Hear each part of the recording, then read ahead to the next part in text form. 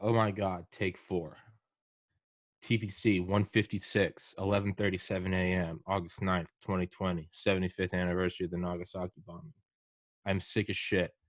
I can't exercise per doctor's orders, so I'm foggy, but I'm going to go crazy if I don't do an episode. I have a week off work that I was not expecting to have off, so I don't have guests lined up. So we're just going to riff for an hour. 11:38, let's try to aim for 52 minutes, and at a clean 12:30. No topic, I don't know. But one thing I've been listening to recently is or documentaries about SDI, the Strategic Defense Initiative under Reagan, which is it's kind of weird that for me at least, it's weird to me that I never read about it more. I don't have a guest. I can pull this microphone closer. It's kind of weird that I never read about it more because I mean it just seems kind of it definitely seems right up my alley, right in my interest. I just never did. I don't know. I think I always remember hearing about it, but I think I don't know how to word this. It was often described as a propaganda piece or a fear tactic. Yeah, almost like why did we go to the moon? What was the real advantage of it? Sure, to show that our science is better, and thus our system of society, the organization in which we operate our entire economy, capitalism versus communism, is more effective than theirs. I get that. I get the real thing though. That's great and all, but I mean, you don't need to win an argument about who has a better society, and we can just nuke the fuck out of them. Or, walls. You have two types of walls. You have walls on borders of capitalist countries where people try to get in, and then you have walls around communist countries where people try to get out. Follow the gradient. That defines everything. You don't listen to pundits. But I think I took SDI as always like it couldn't have actually been accurate because I always heard it described as, you know, it would have cost like $100 trillion. It was light years ahead of its time. It was more of like a scare tactic than anything. Do we have it? Do we not? You're gonna call our bluff. Um, I don't like not having a guest because now I can see my image right in front of me, and I'm just an ugly motherfucker. But I've been listening to some documentaries about it. Um, and excuse, I'm so foggy. But it is crazy because we were actually kind of like we're kind of making it. We are kind of making it. I mean, I'd seen videos before of Sprint ABM, the Sprint anti-ballistic missile. That thing was insane. If I'm correct, it's 0 to Mach 10 in 5 seconds. And I know that sounds like okay, that's bullshit. That's you're exaggerating. Look up these fucking videos, dude. The videos look like almost like a 1905 video, how they're kind of like sped up, like a bunch of women in hoop skirts and guys in top hats and like a three-legged dog in Manhattan, and there's like a horse going around. But it's it's actually what the videos look sped up, but they're not. I mean, the missiles start to glow, and it's because they're going something like they're like 100 Gs. They're pulling like 100 Gs. But so I know that was for like the last second defense and not defense of cities because we realized that there's no such thing as civil defense. The population's fried. Shout out Garrett M. Graff Ravenrock. Good Lord Almighty, I am foggy, but I guess it seemed like it couldn't have been true because we're still trying to like figure out lasers, right? I mean, not too long after 9/11, they had was it the YAL? What was that laser? That 747 based laser. 747's obviously been used for uh, different cargoes over the eras, from the proposed aircraft flying aircraft carrier to the I think NASA had one with like a telescope to get above the atmosphere, but it was all fucked up because the vibrations. Shout out Marky Mark and the Funky Bunch. But what I think it was the YAL. It was supposed to be an anti-ICBM. The entire thing, the entire fucking fuselage was filled with like capacitors or I don't know, chemical batteries. I don't know shit about it.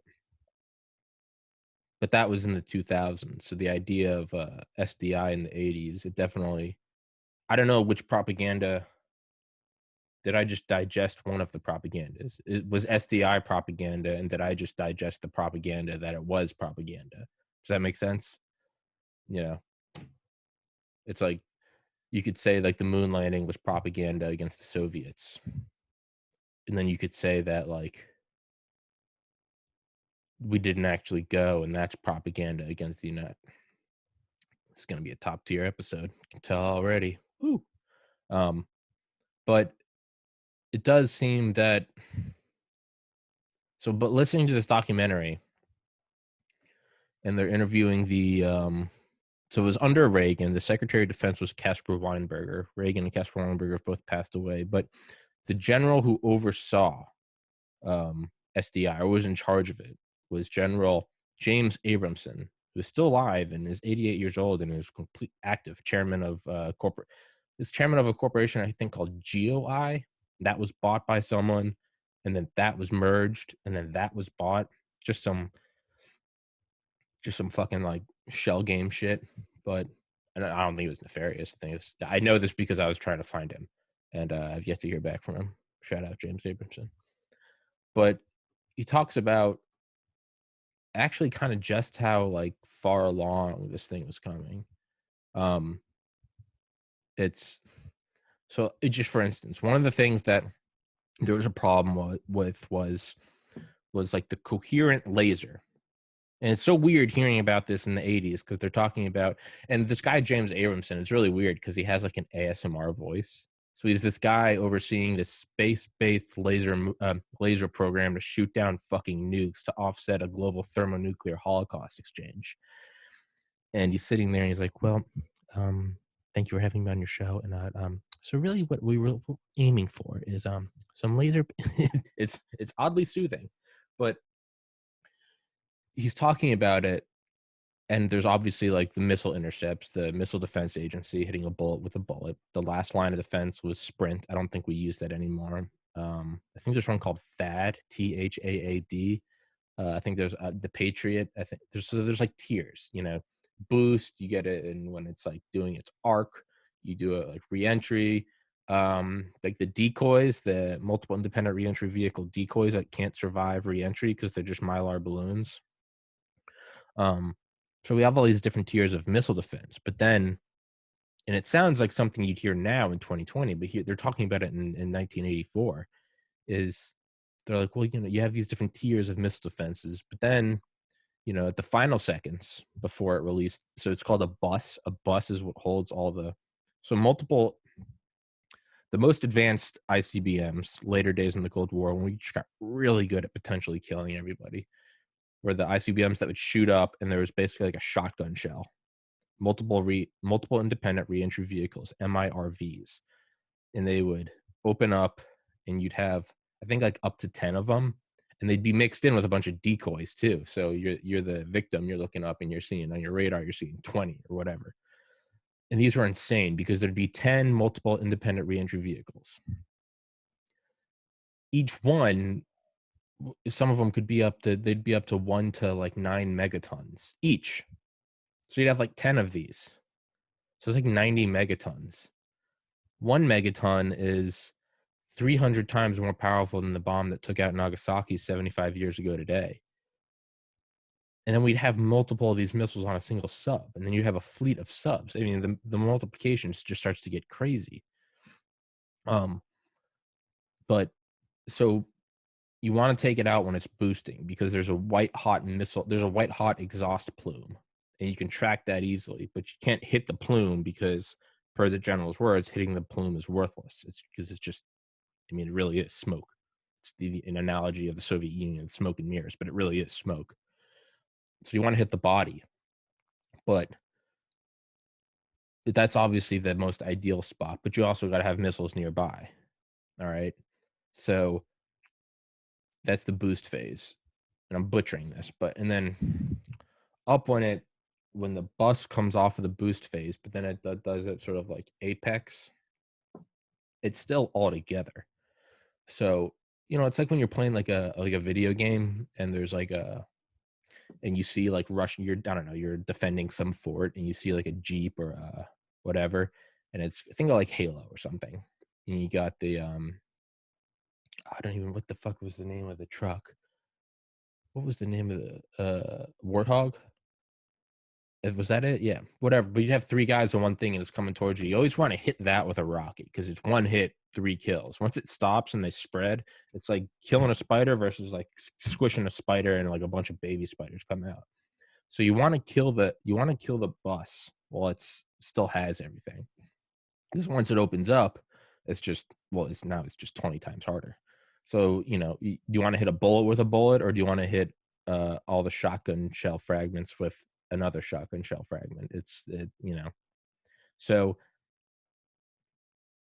to do that, you definitely want to hit the body or the bus.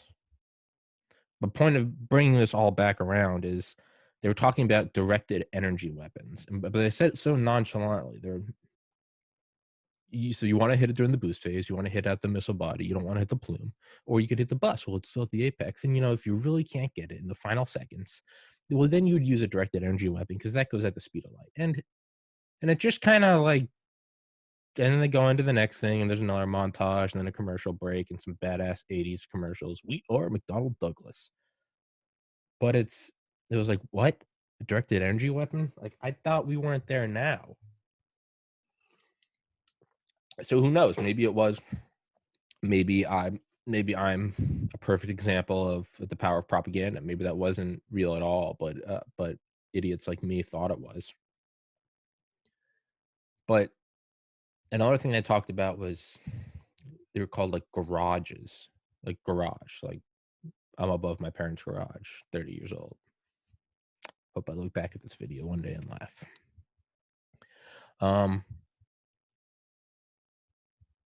Yeah. But they said, as General James Abramson said, there's a lot of like garages, and these garages would each hold missiles, and you'd orbit these possibly in like the thousands of garages. But I thought it was really interesting that the garages were, excuse me, the garages were they had rockets in them, but they were tiny. They said they were pretty much I would imagine you'd have to have some different specs for space-based, but they said they were the same missiles that you put on fighter jets for air-to-air, so like a Sidewinder or like a Phoenix missile. And I guess that makes sense because if it's already up in orbit, there's, the vast majority of the energy. This is why we exercise before podcasts, because I'm foggy.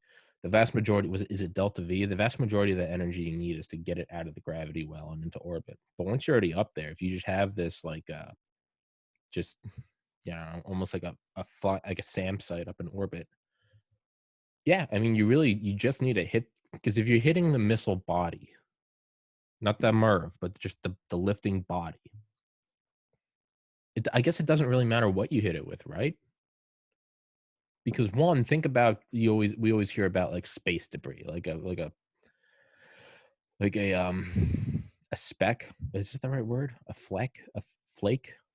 Holy Jesus! The exercise, kids. But they're traveling at like 17,000 miles an hour, and one of those can like punch a hole through a spaceship.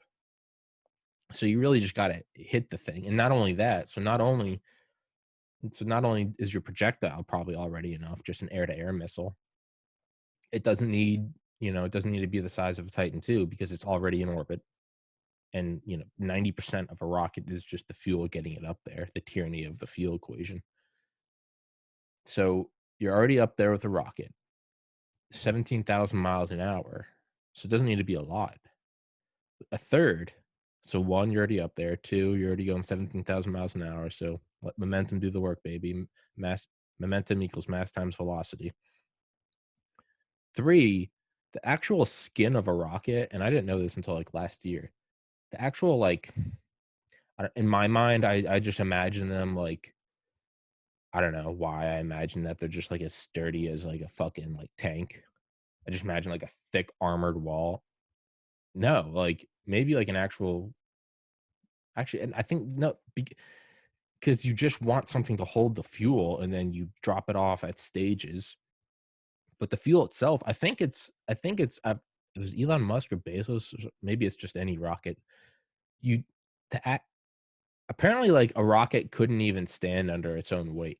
it's pressurized and full of fuel, but the skin really is almost like balloon-like.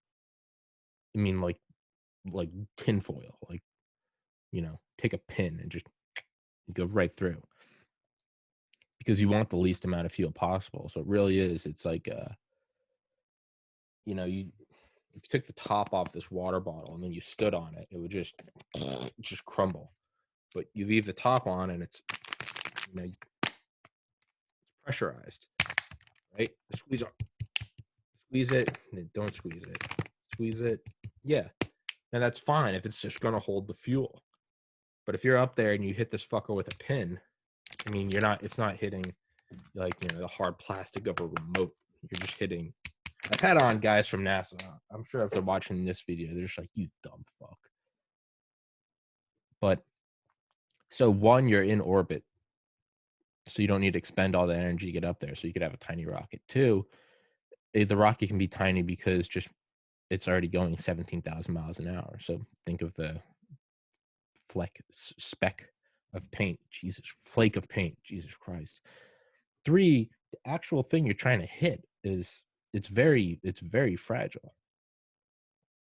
And four, you're in a near vacuum. I guess if you're right above the atmosphere, it's a gradient of atmosphere, but you're above like 99% of the atmosphere. So there's really no, it's negligible drag. It's like there's no such thing as no gravity. Nowhere in the universe is there no gravity. Gravity exists.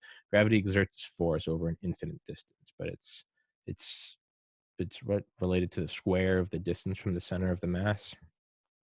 But so there's no drag or anything. So think about a rocket and think about how much power it needs. Think about how much of that thrust. One, it's trying to get out of the gravity well of Earth. Two, it's also going again. Granted, it's going straight up. Well, I don't know, not really kind of turns as a mutual, but it's still going through a ton of oxygen, not oxygen, atmosphere.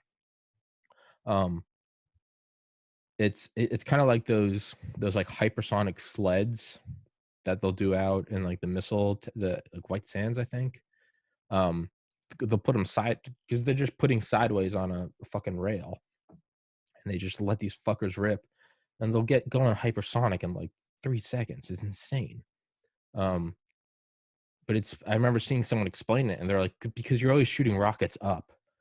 Like if you just put a rocket sideways with just doesn't have to fight gravity, you can put all that energy into just speed. Okay, so let's take a normal rocket you shoot up and then put it on a sled and you go sideways. Jack that fucker up. Now what happens if you can take that same sideways motion, but it doesn't matter because you're up in space, so the effect is the same. You're not fighting the vertical down of gravity. I did take physics. Be amazed. The vertical down of gravity, Tommy 2020, is but it's still that same effect if you're just not fighting that massive pulling force.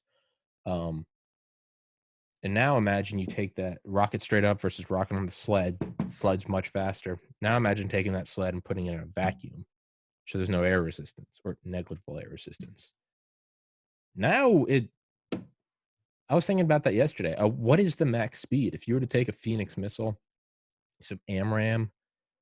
What if you just took it out into space and just shot it? Not shooting away from Earth or at the sun. No gravity. Just imagine you just out in space and shoot.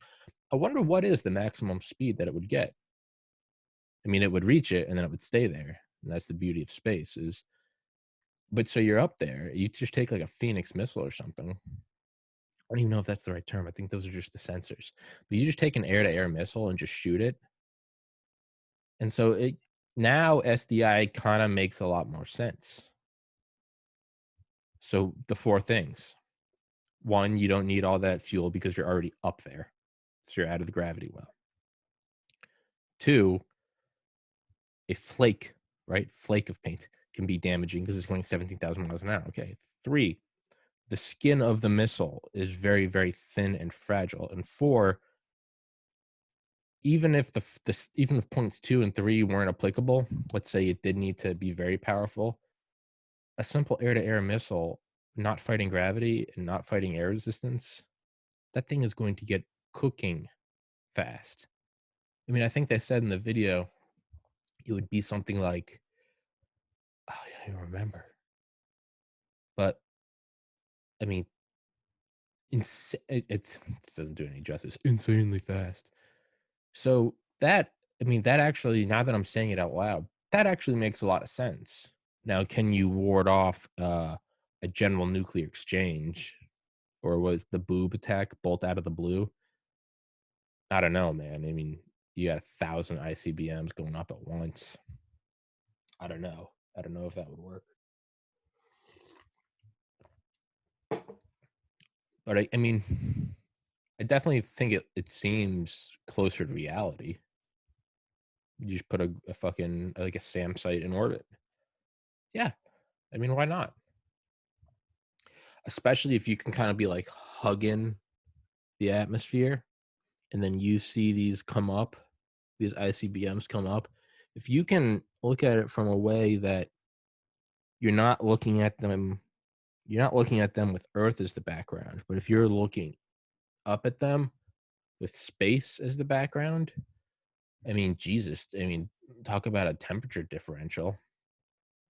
Even if the rocket isn't burning anymore, even if there's no plume anymore, the friction on that thing is still going to be toasty. And even if it wasn't toasty, even if it was just fucking room temperature, that's still going to contrast the fuck out of a black space in the background, right?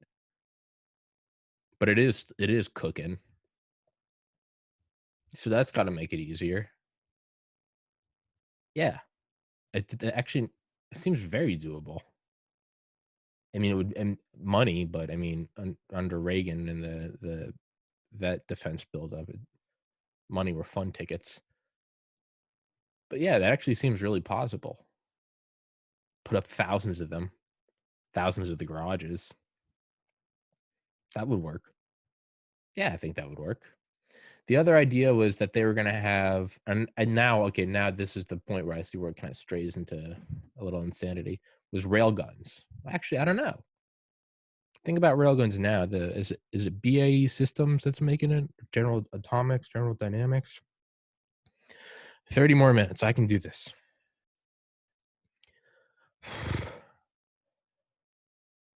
I think they're doing that now with railguns. But this documentary starts with them shooting a railgun in like 84. But I mean, I think all the same things apply. Are we shooting it on Earth? And are we shooting it at, okay, yeah. Maybe the railguns take so long to develop because what we're aiming for, no pun intended, is a railgun that works on Earth, shooting massive shells at fucking naval destroyers with feet of steel. Okay. Air resistance, okay. Versus bring it right back around to the garages of missiles. You're in space. It doesn't need to be big at all. It can be a fucking BB. No air resistance. So, but I think the primary thing is not even air resistance. Is none of that. I think it's just small, right? Because I think we figured out railguns a while ago, and that's based on nothing. I am basing that on zero facts. I know the Nazis wanted to design a railgun, which is insane, but well, I don't know. If we had it in the 80s, we did a test fire. That is a fact. There was like a toast, and they were like taking out nuclear weapons. But it's weird because at the beginning of that video, the guy that says, "I'd like to make a toast to this railgun taking out nuclear weapons in the future," he has the same exact voice of the guy who, if you watch the Ivy Mike hydrogen bomb test, the very first hydrogen bomb, oh, what the fuck is the name of the ship he's on? Oh, god damn it. We are on the damn it. But it's just like your 50s. I mean, it looks like it could be in the Sandlot. He's like, "Hello, I'd like to welcome you here. And if you look just over there, we could be part of the thermonuclear age. Now we're going to have a goggles on." It's almost like a walk-in type guy. We are on the fuck. What's the name of that video? What's the name of that ship? God damn it. I'm going to have to look that up. But it's weird because, yeah, that got, fuck it. I think I can play it, right? I don't think I'll get yanked. Ivy Mike. Ivy Mike. By the time it got up into the upper, the super reflectors. Wait. Yeah. Momentous. Welcome aboard the USSF. You have a grandstand seat here to one of the most momentous events in the history of science. In less than a minute, you will see the most powerful explosion ever witnessed by human eyes. The flash will come out of the horizon just about there. And this is the significance of the moment. This is the first full-scale test of a hydrogen device. If the reaction goes, we're in the thermonuclear era. Okay. Last Now, engineers, but a few. And then there's the guy. Fuck. Pages even. It's built in response to President. You might be able to get a good shot. Go right down to the. Do you hear it? Watch out. The device, 8 miles an hour. Warfare, and perhaps even someday eliminate the threat of nuclear destruction. In Moscow. And let's just hope that this tool can someday be used to tame warfare, and perhaps even someday eliminate. Do you not hear it? The USS Estes. The explosion will come from right over there. I don't know. I heard it. Point being, sorry for that. I don't think that's going to be the thing that keeps this channel from getting monetized. And if it is, fuck it. It was worth it. SDI, baby. But if he's talking about they're doing railguns then yeah. So the point is we had it figured out. But the problem, because I remember reading in Popular Mechanics, or was it Popular Science, when I was in high school, so sometime between 2005 and 2009. God damn it, I remember those fucking articles said cancer would be cured by 2020. Bastards. Flying through their fucking teeth. 2015 earliest, 2020 for sure. 2020, banning TikTok. Woo! That's where we are. Yeah. I remember I got a date with this super hot girl when I lived in Maine, and I was really nervous about going on it, but I was a new kid, and no one had ever gone on a date with this girl before, and I wanted to go on a date with her to sort of like get some street cred. And I remember I used to listen to Flashing Lights by Kanye, and that would psych me up to not be a pussy. Fuck yeah. I think we made out. It was weird. I slipped on some snow and fell. Looked like a real boss. Point being, Kanye, 2007, now running for president. That's where we are. Railguns, Jesus Christ, railguns. So it seems that we had it figured out. But yeah, Popular Mechanics. So I remember it was saying that it was possible, but there was some like Goldilocks zone almost. It was like we have to get to 64 megajoules or something. And it was like, so it wasn't a matter of like, can we do it? It's just like when we do it. Well, yeah, not if, but when. Almost kind of like the fuck was that noise? Almost like A-bomb. So once the nuclear fission was discovered, that it was possible, and was the Chicago Pile, Enrico Fermi, and the Nazis had their weird heavy water plants with all those like fucking weird like lead cubes, or was it uranium cubes? The neutron regulators. Once it became understood that it was possible, it was when, not if, right? That's why Leo Szilard went to, no, he didn't go to FDR. Leo Szilard wanted to warn FDR, but he definitely couldn't get close to, he just wasn't basically didn't have clout. But Leo Szilard, was it Leo Szilard? Was it Leo Szilard was the driver? No. Leo Szilard went to meet with his friend Albert Einstein, and that man's name, Albert Einstein. but really went to meet Albert Einstein, wrote a letter and had Einstein, I think, sign off on it, or maybe had Einstein write it. But because of that was able to go to FDR. And it's weird because when Leo Szilard went to meet with Einstein, I want to say it was on Long Island.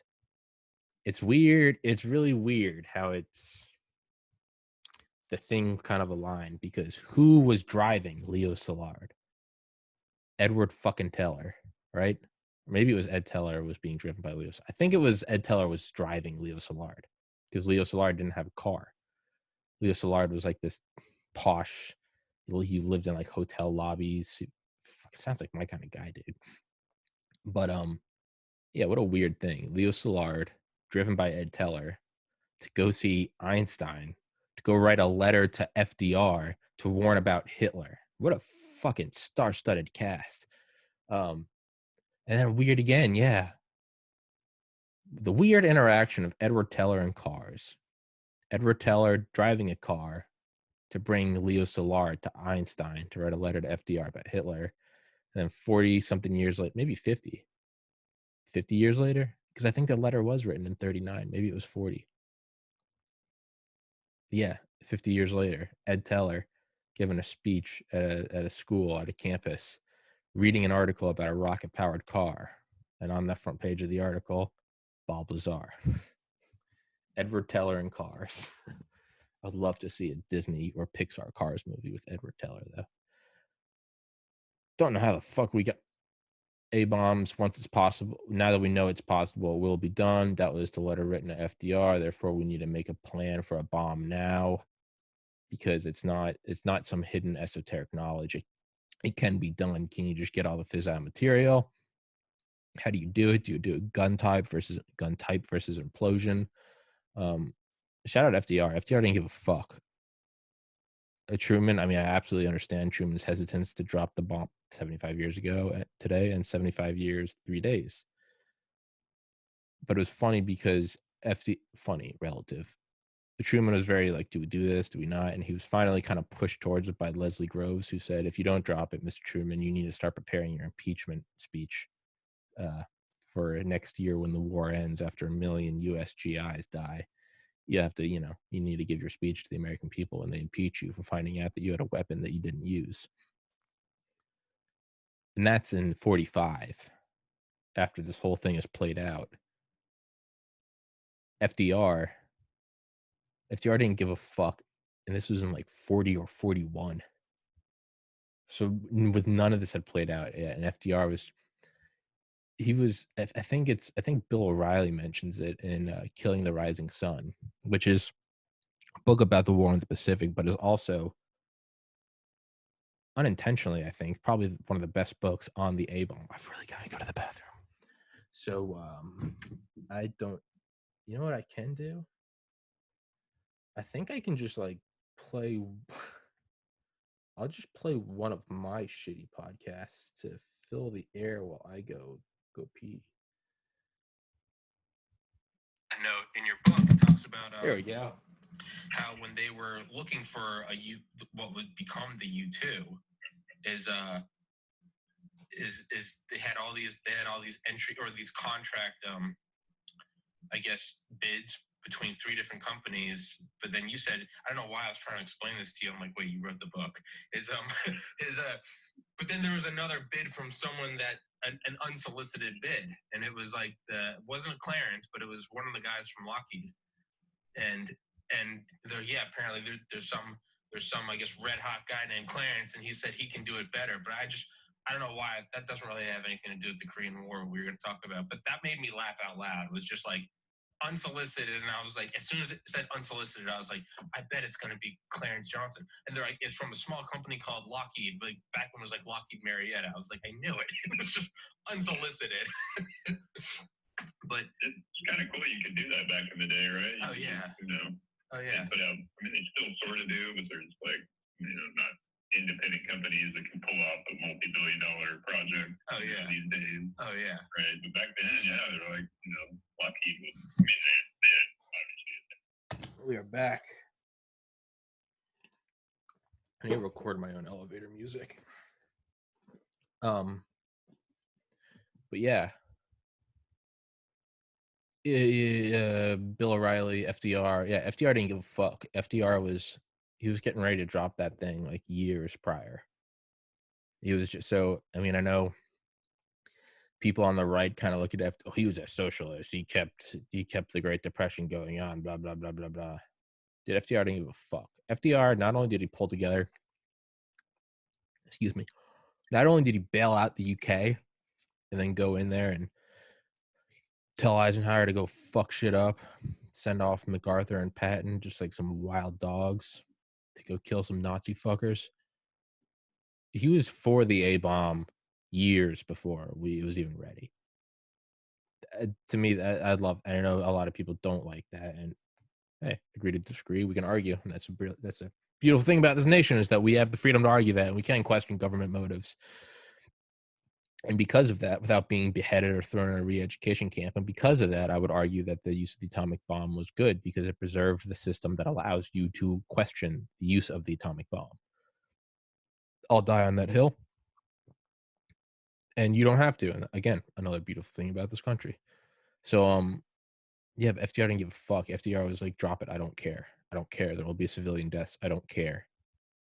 It's just fucking, again, people shit on him because he's a Democrat, so he's a socialist, but dude was like one of the OG, like America first. Didn't give a fuck.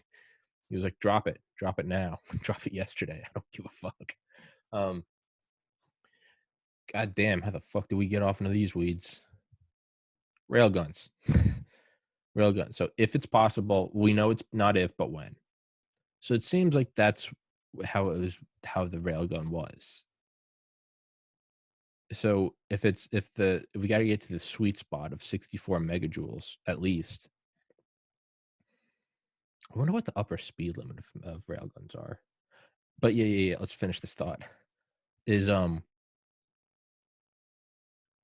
So if it's possible, and the limiting factor is enough energy, without it being destroyed. Also, I mean, I imagine you can just crank the energy up. I mean, fuck, I barely got past physics, but something to do with amps and watts and I don't know. Sherlock Holmes is to fire the shell fast enough, or a big enough shell. Because if it's going Mach 7, you don't even need to have an explosive charge in there. You just use the kinetic energy of the warhead. But if you're going up in space, yeah, you don't need a huge shell. You're not going against a battleship. Fuck, you could just shoot like a shotgun shell. Imagine an electromagnetic shotgun. That would be fucking nuts. So I think what they wanted in space was, so in addition to, so you've got the last minute interceptor, the Sprint ABM, and those, it's kind of funny that like we put our missile interceptors, we didn't put them around cities because we knew they were fucked. They might hit one or two, but you're not going to get the other 90. So what we did do, and I think it was Nixon that said, the primary goal is to prevent death. And the primary way to prevent death is to guarantee death to them in a thermonuclear exchange, mutual assured destruction. And that's where the whole decentralization of nuclear weapons comes from. That's the basis, part of the basis of Dr. Strangelove. Wing attack plan R. Well, the idea was to, in the event of a Soviet decapitation strike, that anyone could die forever. Blah, blah. Yeah, you can't take pictures from the war room. But Mandrake. But so that's what I mean. That's where that strategic plan comes into play. But that's also where you want to have them everywhere. Nuclear subs, I imagine, are like the primary enforcer of that. So now it's not even like, maybe if we wipe out all of them real quick, they won't be able to get us. It's no matter what, something somewhere is going to launch back. And that not insurance, I was going to say like Ensure, ENSUA, not sponsored by Ensure. It ensures that you are fucked no matter what. Even if you get off 99% of your nukes or even if we take out 99%, 1% is still going to come through. And that's going to fuck us up eternally. Because 1% of the nukes coming in are thousands of times more powerful than the one in Hiroshima. And, 1% of 70,000 nukes coming. I can't do math. 70,000 divided by 100. Fuck. 70,000 divided. Jesus Christ. What's 700 times 10? 7,000. What's 700 times 100? All right, so let's say 700 nukes still get through. You take out 99%. If you have 700 nukes coming through, and each one is, say, on a conservative estimate, a megaton, that's still 700 megatons. I mean, Ivy Mike was 15. No, Ivy Mike was, I think, 5 or 10. Castle Bravo was 15. Ivy Mike had more explosive power than everything detonated in World War II, including the A-bombs. 700 megatons, even if that's 1% getting through, which is beyond success. If you could wipe out 99% of incoming missiles, if 1% came through at 700 megatons, you're still fucked. And there's the beauty in that is even if you have a 99% success rate, which in anything else is amazing, sales, grades, investments, whatever, good days, that doesn't do shit. 99.9% still wouldn't do shit. You have to get 100%. And we knew that wouldn't be possible because Curtis LeMay said a bomber will always get through. You can throw 1,000 B-29s at a city. You could take out 950 of them, but 50 are still going to get through. Now imagine if those are carrying nukes instead of fire bombs or just dumb bombs. It doesn't matter. So the whole nuclear deterrence comes from no matter what, we were going to have some ready to fire, right? How the fuck did I get on this? I don't remember. I'm so fucking tired. Oh, yeah. Shooting shit at incoming missiles. Whatever. Fuck it. 10 more minutes. Let's do this. Finish strong. Finish the drill. So if you had, the Sprint ABM missiles, those were around, deterrence. We couldn't save the city. So what we did do instead is we put them around our missile sites, our land-based missile sites, the ICBMs, the silos all across the Midwest and Montana, which I thought was kind of funny. It's I was watching the ending of Far Cry 5 the other day, which is a great game. Playing it right now, actually, while listening to Stealth War by Brigadier General Robert Spalding. At the end, when the spoiler alert, turn off now if you haven't played Far Cry 5. Spoiler alert. 10, 9, 8, 7, 6, 5, 4, 3, 2, 1. Spoiler alert. So at the end, when you arrest Joseph Seed and the H bombs start going off, some of the comments are like, not really realistic because, like, really 3 H bombs in a nothing named county in Montana? Yeah, sure. But reality is, not only are there that many nukes, that's how many that were going to be going off everywhere. Specifically Montana and the Midwest, because it's called by I think it was Strategic Air Command. I think the upper echelon used to call it. They called the Midwest the ICBM sponge because the Soviets would have to use so many to take out our silos. And we spaced them so far apart that you'd have to at least get one for one. You couldn't do these multi kills. So they used to call the Midwest the ICBM. It still is the ICBM sponge. That's the argument that Eric Schlosser makes at the end of Command and Control. Is like we look back and we're like, man, remember the days of the bomb and the scare that we were going to die in a fire and duck and cover? He's like, that never ended. Like, they're all still there. Sure, reduced in number. But as we just talked about, even if you take out 99%, that 1% is still a hellscape that you can't imagine. So they're still there. And I think that he ends the book with, like, they're there and they work. Describes it as like a gun cocked, pointed at the sky. So we were going to put the Sprint ABM and the other interceptor. I think Spartan. There was another one called HOE, HOE, which is fucking hilarious. But we put these around our silos so that sure, no really lives to be saved, but if you put them around the silos and just thus ensure that you won't be able to take out our second strike or primary strike capability, you may look at that as oh, how evil. We wouldn't protect our cities. Instead, we protect our silos. By protecting our silos, you are preventing a shot from ever being fired, period. So, yeah, if you have the Sprint ABM, you have the Spartan, you have the garages, and then railguns, I mean, they had like different weight. So you have these different, I guess, bubbles, tiers of missile defense, and then you have the garages in space. The other thing was railguns. They were going to shoot these things. They said about the size of hockey pucks.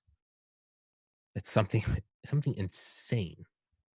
It was something insane. It was like something like 14,000 kilometers an hour. Sorry, 14 kilometers a second. That's what it was. It was 14 kilometers a second. What's the math on that? So 14 kilometers a second. Yeah, it's 50,400 kilometers an hour. What is kilometers an hour? 2 miles per hour.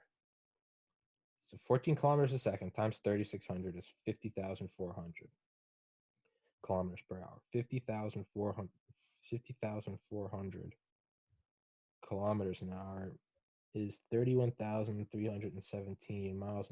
31,317. Now miles per hour to Mach. Let's see what that is. Mach 40. Jesus Christ. So yeah, have some Mach 40 hockey pucks up there. Wheel snipe Sally, boys.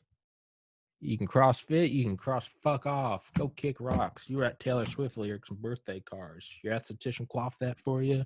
Nice execution. Yeah. So I don't know.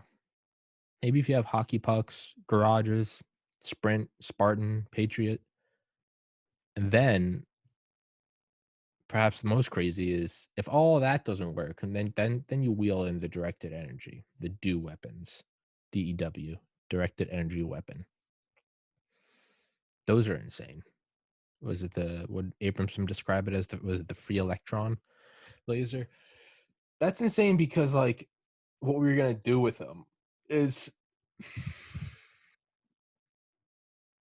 you had to keep it a coherent laser, which if I can remember from science. Oh yeah, I took science. Chemistry, physics, maybe I'm just regurgitating what I saw in the video. If you keep it coherent, not spread out, it's much more powerful. Like a shotgun. Shotgun, big spread, not a lot of power per spot. Sniper, sharp, kind of like a shape charge. Imagine a shape charge sniper bullet. That would be insane. So we could do this, but the problem is because the atmosphere, it would kind of refract that like whatever per second wavelength frequency. I don't fucking know. It would refract and it wouldn't work as well. So what we had to do was shoot the laser, and then the mirror and that was the other thing is we're gonna have these lasers, but then we're gonna have these mirrors in space that would bounce the laser around and be able to wipe shit out. But because it was so fucked up, you had to have a mirror that could deform to correct the kind of like context. But because it's 1,000 times a second that it had to be corrected, the mirror itself had an aluminum like micron etching on it with all these piezoelectric pushers and drivers, and it would flex the mirror 1,000 times a second to correct the laser hitting it so that it would, I guess, be weaponized again. A deformative mirror, purposely deformative, actively deforming 1,000 times a second in fucking orbit. Yeah, I mean, I guess I could see where people didn't think it was possible. To me, there's like two conclusions. It's like, that's so insane that wouldn't be possible. And the other part of me is like, that's so fucking insane that we might have done it. Like, we might have done it. And are you really gonna fuck around and find out? You gonna fire your nukes and have them blown out of the sky and then just wait for thermonuclear death? But there was one guy at the beginning of the documentary, not the USS Estes look-alike doppelganger, but there was another guy, because they're going through all these, they're like Oak Ridge, Lawrence Livermore, and they're talking about this and how it can be done given enough money. There's another one called the High Frontier program where they were just going to shoot nukes at the nukes. There's meme material. But there's one guy in full beautiful 80s hair and mustache, and he goes, I don't think it would work. He goes, I think it's an attempt at a technical solution to a much deeper problem, like a philosophical problem, that we shouldn't be firing these nukes at all. Because he said, what? He goes, sure, SDI, great, but what if? He goes, if I'm the Soviets, I'm just putting like 100 megaton H-bomb in a cargo ship and just bringing it right near a port. SDI doesn't do shit. And yeah, so Paul Whitcomb on tomorrow. We're going to talk about SDI. Paul's going to be angry at me for talking about SDI today. Paul, I'm fucking sorry. I'm exhausted. I feel like shit. My brain is like the directed energy weapon going through the atmosphere. It's being distorted 1,000 times a second. But unfortunately, Paul, if you were here, you would be my mirror that actively deformed my laser to fix it back. Yeah. So 12:29 p.m. Eastern time. I did it. Did what I said what I was gonna do. I'm gonna keep listening to this book. A couple neat guests this week. Stay tuned. Hopefully I don't have the Rona. If you guys like this podcast, please check out the Patreon. You can give $1 an episode. That would be more than fucking amazing. That will be in the top comment, sticky, and it will be in the description. I hope you guys enjoy this podcast. I thoroughly enjoy it. I love listening to audiobooks. I love talking with them to people. And hope you guys enjoy it. And awful lot of negativity in the world out there right now. Be happy, be positive. Easier said than done. You ever had a sunburn? Do you not have a sunburn right now? Be happy about that. You don't have a sunburn right now. That's all I got. I am going to keep listening to Stealth War by Brigadier General Robert Spaulding for the third time because I like it that much. Not being sarcastic, I like it that much. It's a fucking great book. Check it out. All right, guys. Stay safe. Stay sexy. Big dick energy. Peace.